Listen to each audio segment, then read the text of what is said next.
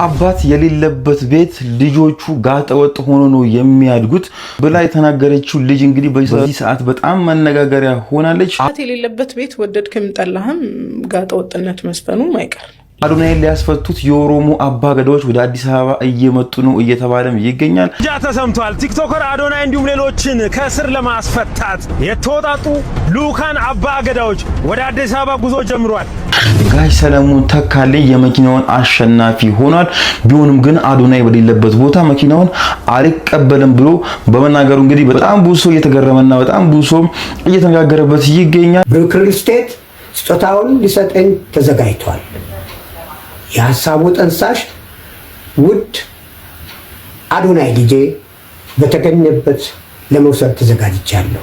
መኪና የገዛችው ልጅ አንቺ አይደለሽም የገዛሽው ሹገር ነው የገዛልሽ ተብላ እንግዲህ በጣም ብዙዎች እንግዲህ እየሰደቧት ይገኛሉ። እነዚህና ሌላም ቁም ነገር አዘል ቪዲዮዎች እንግዲህ ወደ እናንተ ይዤላችሁ መጥቻለሁ። እነዚህ ዛሬ ከምናወራባቸው ዋንኞቹ ጉዳዮቻችን ናቸው። ሰላም እንዴት ናችሁ? ውድ ቤተሰቦቼ ኢባነኝ። ለዚህ ቤት አዲስ ከሆናችሁ ሰብስክራይብ አድርጉ። ቤተሰቦቼ ደግሞ እንደተለመደው ቪዲዮውን ሲጀምሩ በላይክ ላይክ ወደ ቪዲዮ። ኦኬ ሌትስ ጎ።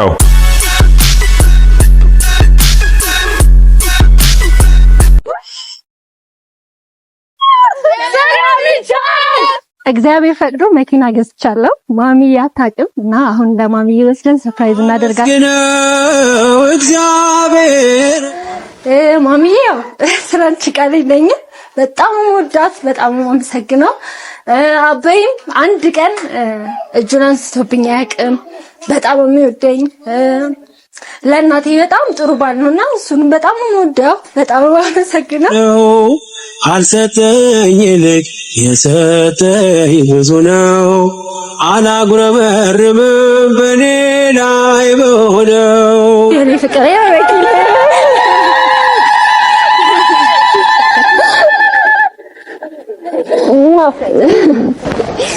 ለዚህ በቃ ተደሰችበት ለህይወትሽ ልጅ ተደሰችበት ነው እግዚአብሔርን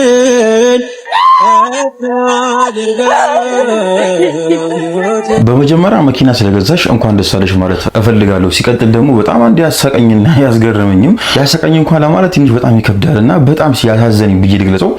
ኮሜንቱን ገብቼ ሳየው በጣም ሁሉም ኮሜንት ማለት ወደ 3000 ምናምን ኮሜንት አለው። አብዛኛውን ኮሜንት እንዳለ ሹገር ነው ይገዛልሽ ብቻ የሚል ነው። በቃ የኙ እኔ በጣም ያስገረመኝ ማለት በዚህ ልክ እንዴት ልንወርድ ቻለን? ኢትዮጵያ ውስጥ አንዲት ሴት የራሷን ነገር ሰርታ መግዛት አችልም ማለት ነው። ማለት በእኛ አስተሳሰብ ሁሉም ሰው እንደዚህ ያደርጋል ማለት ነው። እኔ በጣም ነው የሚገርመኝ። የሆነች ልጅ ሰርታ የሆነ ለውጥ ስታመጣ ወይ ደግሞ የራሷን ቢዝነስ ከፍት ወይ ደግሞ የሆነ የራሷን መኪና የራሷን ቤትም ሊሆን ይችላል ስትገዛ በጣም ቢገርመው ነገር በጣም ብዙዎቻችን ለማመን እንቸገራለን። በጣም ብዙዎቻችን ማለት ነው። ይሄ መንፈስ ማለት ከየት ነው የመጣብን? ለምንድነው ማንተው? ለምንድነው ማናቆመው? እሺ እንዴ ማለት በጣም ስለሚገርመኝ እኮ ነው። እንደኛ አስተሳሰብ እኮ ኢትዮጵያ ውስጥ የሆነች ልጅ በራሷ መንገድ ሰርታ ጥራ ግራ የሆነ ነገር ማድረግ አችልም ማለት እኮ ነው። አረባካችሁን ይሄን አስተሳሰብ ከአይምሮአችን ትንሽ እስቲ እናስወጣው። ትንሽም እኛንም እንግዲህ ትንሽ ደግሞ ራሳችንም አፕዴት ለማድረግ እንሞክር። ግዴታ ሰርቶ ጥሩ ግሮ የሚገዛው ወንድ ልጅ ብቻ ነው ማለት አይደለም። ሴት ልጅም ከሰራች ከጣረች እንግዲህ ብዙ ለውጥ በራሷ ማምጣት ትችላለች ብዬ ነው ማስበው። እና ባካችሁ በተለይ አንዷ ምን ስትል ሰማው ሴቶች እነዚህ ነገሮች ኢትዮጵያ ውስጥ መሆናችንን ማድረጋችንን አለች። ከዛ ምንድን ያለችው የመጀመሪያው ሴት ልጅ 21 ዓመት ነው ብላ መናገር አትችልም። አሁን በይሳት እንግዲህ ሴቶች 21 ዓመት ነው ብለው እንግዲህ መናገር አይችሉም። ይሄ በጣም ብዙ ተረባ በጣም ብዙ ስድብና ብዙ እንግዲህ ነገሮች ነው የሚደርሱባት 21 ዓመት ነው ብላ ካወራች። ደግሞ ምንድነው ሴት ልጅ በራሷ ተነሳሽነት ሰርታ ጥራግራ እንግዲህ የራሷን ቢዝነስ የራሷንም ሆነ መኪናን ቤትን መግዛት አትችልም ተብሎ የምናስበው ነገር አለና እባካችሁን ይሄን አስተሳሰብ እስኪ ትንሽ ብናቆሙ ወይ ደግሞ ብንተው ባይነኝ። እስኪ እናንተ በዚህ ዙሪያ ያላችሁን አስተሳሰብ ያላችሁን አስተያየት እንግዲህ ኮሜንት ላይ በሰፊው አስቀምጡልኝ። ወደ ቀጣይ ቪዲዮ ነበር መረጃ ተሰምቷል። ቲክቶከር አዶናይ እንዲሁም ሌሎችን ከስር ለማስፈታት የተወጣጡ ሉካን አባገዳዎች ወደ አዲስ አበባ ጉዞ ጀምሯል። በጉዞው መካከል እንግዲህ በቲክቶክ አካውንት የምናውቀው ምንቴ ቢሊየነርም ይገኝበታል። እንዲሁም ገዳ ኢንቨስትመንት ግሩፕም ሌላ ሐሳብን ይዞልን መጥቷል። ይህን መረጃ ሁላችሁም እስከ መጨረሻው በማድመጥ ለወዳጅ ወገኖቻችሁ ሼር በማድረግ ሐሳቡን እንድታጋሩልን ስንል በትህትና እንጠይቃለን። በገዳ ስርዓት ወጥተው ይቅርታን ጠይቀው ህዝብን ታርቀው ኃላፊነትን ይህ ተቋም ወስዶ ህዝብ ጋርም የሚቀላቀሉ ይሆናልም ብለውናል። እንግዲህ እንደሰማችሁት ነው ሚኮ ማይክ እንዳወራው ከሆነ እና አዶናይ ሌሎችንም ቲክቶከሮች ጨምሮ ያው ከእስር ሊፈቱ ነው አባገዳዎች እነሱ ለማስፈታት እርቅ ለማስፈን ወደ አዲስ አበባ እንግዲህ ጉዟችንን ጀመርናል ብለዋል። በጣም ደስ የሚል ነገር ነው። እንደዚህ አይነት ነገሮች እንግዲህ በጣም ደስ የሚሉና ሊበረታቱ በጣም ሊደገፉ የሚገቡ ጉዳይ ናቸው። ምክንያቱም አባገዳ ወይ ደግሞ የኦሮሞ አባገዳዎች ምን ጊዜ ፍትህን እንግዲህ በማስፈን ይታወቃሉ። ፍትህን ሳያጓድሉ ፍትህን እንግዲህ በማስፈን ይታወቃሉ። በቅርቡ እንግዲህ አዶናይ ወጥቶ ከኛ ጋር እንደሚቀላቀል ተስፋ አደርጋለሁ። እንግዲህ አባገዳዎች እንደተናገሩ ከሆነ አዶናይም ጨምሮ ሌሎችንም ቲክቶከሮች ያው ለማስፈታት ነው እየጣሩ ያሉት። እንግዲህ በቅርቡ አዲስ ነገር እንደምንሰማ ጥሩ ነገር እንግዲህ ወደ ጆሮአችን እንደሚደርስ ተስፋ አደርጋለሁ። እስኪ ሁላችሁም ኮሜንት ስር አዶናይንም ጨምሮ ለሌሎችም ቲክቶከሮች ጥሩ ምኞታችሁን እንግዲህ ግለጹላቸው፣ ተመኙላቸው። ወደ ቀጣይ ቪዲዮ ውስጥና በውጭ የምትገኙ ኢትዮጵያውያንና ኤርትራውያን ስለ ቅን ሐሳባችሁ ስለ ቅን ልቦናችሁ እጅግ አብዝቼ አመሰግናለሁ። ውለታችሁን እግዚአብሔር ይክፈል።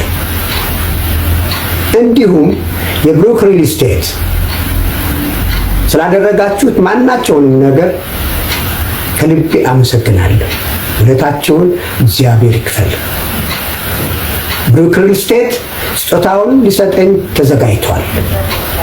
የሐሳቡ ጠንሳሽ ውድ አዶናይ ልጄ በተገኘበት ለመውሰድ ተዘጋጅቻለሁ። እግዚአብሔር ኢትዮጵያን፣ ሕዝቦቿን፣ ምድሪቷን ይባርክ። አሜን። እንግዲህ ያው ፈጣሪ ሁላችንንም ይባርከን። በጣም ደስ የሚል ንግግር ነው። ሁላችንም እንግዲህ እንደምናውቀው ይህ የአዶናይ ስራ ነው። ይህ እንግዲህ ከመጀመሪያ አንስቶ እስከ መጨረሻው ድረስ ያለችው ነገር ሲታገል የነበረው አዶናይ ብቻውን ነው ማለት ይችላልና አሁን በዚህ ሰዓት ሁላችንም እንደምናውቀው አዶናይ ታስሯል። ጋሽም እንግዲህ ከነሱ የሚጠበቅ እነሱን ሊያስከብራቸው ሊያስመሰግናቸው የሚችል ነገር ነው እንግዲህ ያደረጉ ያሉት። ጋሼ እንግዲህ እናመሰግናለን። ትልቅ ሰው እንግዲህ ትንሽ መመረቅ ይከብዳል፣ ግን ያው ጋሼ እናመሰግናለን፣ ተባረኩ። ምክንያቱም ይሄን አስበው ራሱ መናገራችሁ። ምክንያቱም ሌላ ሰው ቢሆን ኖሮ አዶናይ ታሰረ አልታሰረ ወጣ አልወጣ እንግዲህ ያው መኪናን ስጡኝ ብሎ እንግዲህ ብዙ ነገር ማድረጉ አይቀርም። እርሱ ግን ይሄን አስበው በማድረጉ አዶናይ ሳይወጣ መኪናውን እንደማይቀበሉ በመናገራችሁ በጣም ደስ የሚል ነገር ነው። እንደተከበራችሁ ፈጣሪ ያክብራችሁ። እስኪ እናንተም በጋሽ ሰለሞን ተካልኝ ያላችሁን አስተሳሰብ ያላችሁን አስተያየት እንግዲህ ኮሜንት ላይ በደንብ አስቀምጡልኝ። ምክንያቱም ይህ በጣም እነሱ ሊያስመሰግን የሚገባ ጉዳይ ነው ብዬ ነው የማስበው። ወደ ቀጣይ ቪዲዮ ባት የሌለበት ቤት ወደድክም ጠላህም ጋጠ ወጥነት መስፈኑ ማይቀር ነው። ልጆቻቸውን አባትም እናትም ሆነው ያሳደጉ ጀግና ሴቶች የነሱን ክሬዲትስ ገደል መክተት አይሆንም ወይ? የሴት ልጅ ብለን ስንጠራ ቃሉ አጠቃቀሙ ልክ ላይሆን ይችላል። ሐሳቡም አብሮ በዛ ውስጥ ኢንኮምፓስ የተደረገው ሐሳብ በራሱስ ልክ ነው ወይ የሚል ጥያቄ ይነሳል። እዚህ ጋር እናትም አባትም የሚባል ነገር የለም። ኤዘር እናት ትሆናለህ ወይ አባት ትሆናለህ። እናትም አባትም ሆኖ ያሳደጉን እናቶች የማዘር ፊገር አልነበራቸውም። የአባትነትን ሚና ነው ሲወጡ የነበሩት። እሱን እንዴት ብለህ ከጠየቀኝ የኔ እድሜ ያሉትን ሴቶች ስለ እናቶቻቸው የሚሰማቸውን መጠየቅ ትችላለህ። በደንብ ስለምጠይቅና በደንብ ፋይንድ አውት ስላረኩኝ ነው። እናቶቻቸው ፋዘር ፊገር ነበሩ፣ እናት አልነበሩ። ከእናቶቻቸው ጋር ዲስታንት ነበሩ በስሜት። ምክንያቱም እናቶቻቸው ማህበረሰቡ እንዳይወቅሳቸው ወይም ደግሞ የማይገባ ነገር ውስጥ ልጆቻቸው እንዳይገቡ ሲሉ ሴት ልጆቻቸውን በይበልጥ በጣም ተጭነዋቸው ኮንትሮል አድርገዋቸው ዲሲፕሊን አድርገዋቸው ነው ያሳደጓቸው። በእናት ብቻ ያደጉ ሰዎች ግን ያው ጋጠ ወጥ ናቸው ብሎ መናገር ትንሽ ከባድ ነው ማለት ትንሽ ይከብዳል። ይሄ ነገር አሁን አፍም ሞልቶ ለመናገር በጣም ይከብዳል። ምክንያቱም በጣም ብዙ ጊዜ ጨዋ ሆኖ የሚያድጉት እናትና አባት ካላቸው ሰዎች በላይ በእናት ብቻ ያደጉ ልጆች እንግዲህ በጣም ብዙ ጊዜ በተያቸው በጣም የጨዋ ልጅ ናቸውና አንዳንድ ጊዜ እንግዲህ ያው ትንሽ ከባድ ነው። አንድ ልጅ አባት ስለሌለው ብቻ እንግዲህ ጋጠ ወጥ ነው ብሎ መናገርም ትንሽ ከባድ ነው። ምክንያቱም እኔም የማውቃቸው በአካባቢዎቼም ያሉ እንደዚህም በቅርብ ዘመዶች እንግዲህ በእናት ብቻ ያደጉ ልጆች አሉና ምን ያክል ጨዋ እንደሆኑ እኔ በጣም ነው ማያቸው። ከስንት አንድ ምናልባት አንቺ እንዳልሽው ጋጠ ወጥ እንኳን ቢሆኑ ከስንት አንድ የሚሆኑ ናቸው። እሱንም በተለያዩ ምክንያቶች ከሆኑ ነው እንጂ እርግጠኛ ሆኜ የምነግርሽ እንደውም ከእናትና ከአባት በላይ ካደጉት ልጆች ይልቅ በእናቶች ያደጉት ልጆች በጣም ጨዋ ናቸው ብዬ ነው የማስበው። እስኪ በእኔ ሀሳብ የምትስማሙ ሰዎች ሀሳባችሁን ኮሜንት ላይ አስቀምጡልኝ። እስኪ እናንተ በቲጂ የተናገረችው ጉዳይም ያላችሁን ሀሳብ እስኪ ኮሜንት ላይ ወደባ አስቀምጡልኝና ለምንድን ነው አንድ ሴት ልጅ በጣም በተማረች ቁጥር በጣም አሮጋንት የምትሆነው? ሶበር የሆኑ አሉ፣ የተረጋጉ ሴቶች አሉ። በጣም በተማረች ቁጥር አመፀኛ የምትሆነው ሴት ልጅ ለምንድን ነው? I need to ask yourself ለምንድን ነው የሚያስተምሩን ነገር ምንድን ነውስ? It's a question አይደል? ምክንያቱም ደሞር በተማርን ቁጥር ሂዩሚሊቲ ነበር ዲቨሎፕ ማድረግ ያለብን፣ ሃምብል ነበር መሆን ያለብን። ወንዶች ደሞር ሲማሩ አለማወቃቸው ይገባቸዋል፣ ሃምብል ይሆናሉ። ሴቷ ደሞር በተማረች ቁጥር አመፀኛ እየሆነች ነው የምትሄደው። ስለዚህ አትማር ነው ምንድነው የሚሻለው? ከጥቂቱ በላይ ባትማር ደስተኛ ነኝ እኔ። እስኪ እናንተ መጀመሪያ ሀሳባችሁን ጻፉልኝ። ያው አሮጋንት ማለት ምንድነው?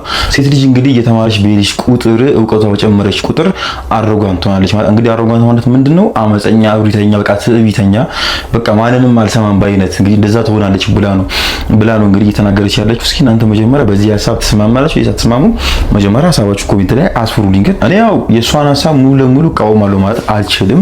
በከፊሉ ምናልባት ልቃወም እችላለሁ። ሴት ልጅ አንዳንድ ሴቶች አላችሁ ስትማሩ ተምራችሁ እውቀት ሲኖራችሁ ትንሽ ገንዘብ ሲኖራችሁ የወንድ ልጅ ጥላቻ እንግዲህ በውስጣችሁ የሚሰፍን በጣም ሰውን የምትጠሉ በጣም እንግዲህ በተለይ ወንድ ልጅን የምትጠሉና ከወንድ ልጅ በጣም መራቅ የምትፈልጉ በጣም ብዙ ሴቶች አላችሁ። ይሄ ምንም የሚካድ ነገር አይደለም፣ ግልጽ ነው።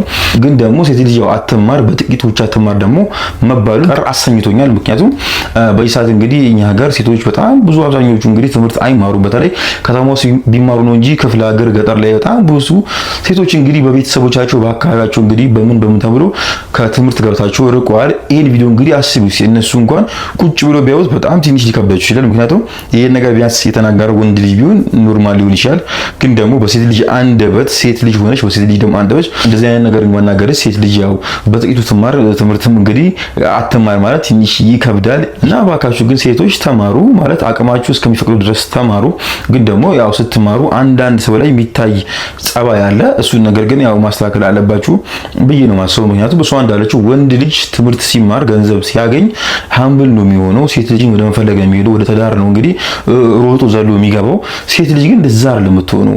ትምህርት ትማር እውቀቷ ትንሽ ሲጨምርና የሆነ ነገር ገንዘብ ማግኘት ሲጀምር ትንሽ ከወንድ ልጅ ጥላቻ እንግዲህ ከየት እንደመጣ እኛ ባናቅም ውስጧ ላይ በጣም ይሰፍናል። እናም ደግሞ በቃ ትዳር እንኳን ራሱ በጣም ነው የምትጸየፈው፣ በጣም ነው የምትፈራውና ብቻ እኔ እሷን ሀሳብ በከፊሉ ቃወማለሁ፣ በከፊሉ ደግሞ ደግፋለሁ ብዬ ነው እንግዲህ ሀሳብ ማስቀምጠው። እስኪ እናንተ ሀሳባችሁን እዚህ ኮሜንት ላይ በደንብ አስቀምጡልኝ። ወደ ቀጣይ ቪዲዮ። የመንግስት ትምህርት ቤት አስተማሪዎች ልጆቹን ጧት እየመታችሁ የምታስገቡ አስተማሪዎች አላችሁ።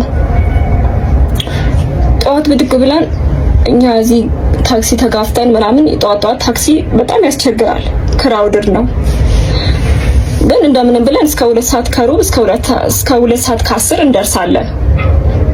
እሱንም አናመልጥም። ከሱም ራሱ ጧት 2 ሰዓት አናቱ ላይ ሲሆን ጎማ ይዞ በር ላይ የሚቆም አስተማሪ አለ።